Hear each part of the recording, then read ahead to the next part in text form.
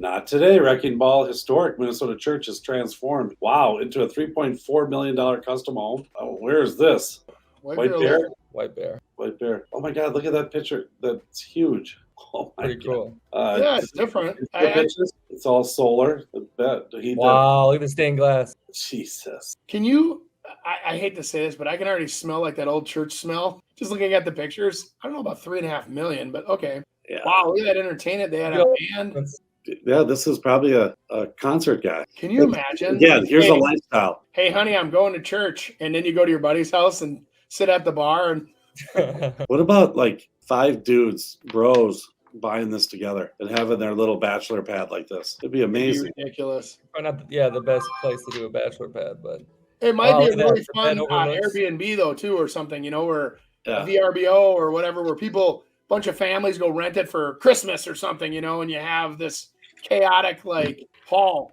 Loft bedroom. Look at that old bar. That's right out of a bar. I bet that's historic. Took it out of some old St. Paul bar or something. It'd be kind of cool. Then there's the basement. I'm gonna have a hard time believing this little wading pool. Looks like maybe probably a little hot tub. I'm kind of finding it hard to believe that thing would be $3.4 million. What did it appraise for? $390,000. You're not going to get any buy down on that, Andy. Well, that is a problem, by the way. That is a problem. If there's no like-kind properties, it's very hard to appraise.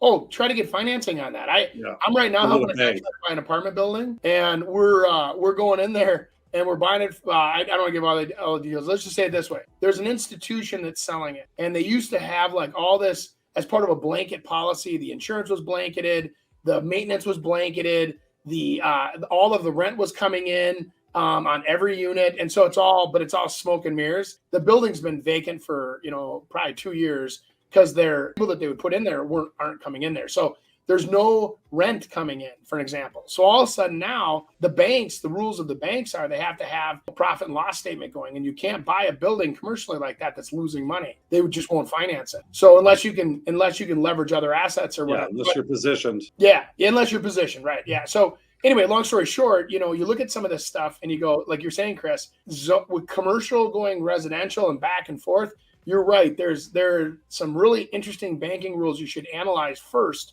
before you ever step foot into a project like this. So I'll tell you the other thing that people should do if they're looking to get into investing and buying properties is get a relationship with a bank. And I would go kind of more towards the smaller town banks, because they're a lot more aggressive.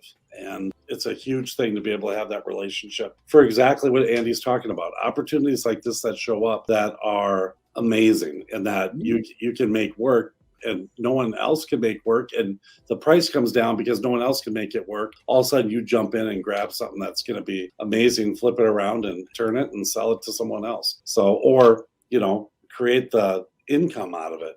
There's some things like Andy's talking about there. Since there's no rent coming in there, I mean, that price is probably plummeted. All of a sudden Andy's person goes in there, cleans that place up a little, gets the rents up to $800 a unit, and all of a sudden he's got $50,000 a month coming in as income. Now that's going to look pretty damn good on your balance sheet, so you can take that and go buy something else. That's exactly how a lot of those big boys and big girls in the business make money. Mm-hmm. They buy buildings that aren't fully occupied, renovate them, fill them, and then sell them at a profit pretty fast, because that's how the game's played.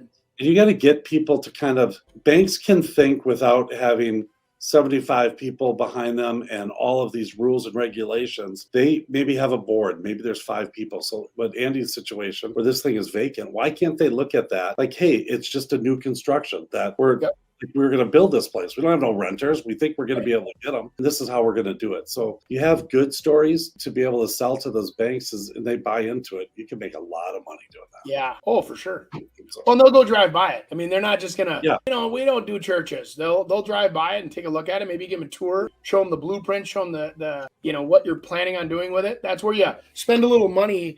You and I both know this, Chris.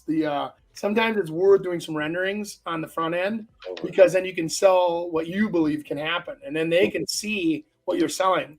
And then all of a sudden, the extra $15,000 you spent on renderings and drawings and plans, all of a sudden now help everybody visualize your end goal. And that can make all the difference in the world working on a project, especially if it's creative, or different. Visualize and conceptualize, meaning that if you see it, oh my God, that's what you're trying to say. But me being able to talk about it and say, hey, this is what I'm trying to do and here's what I want.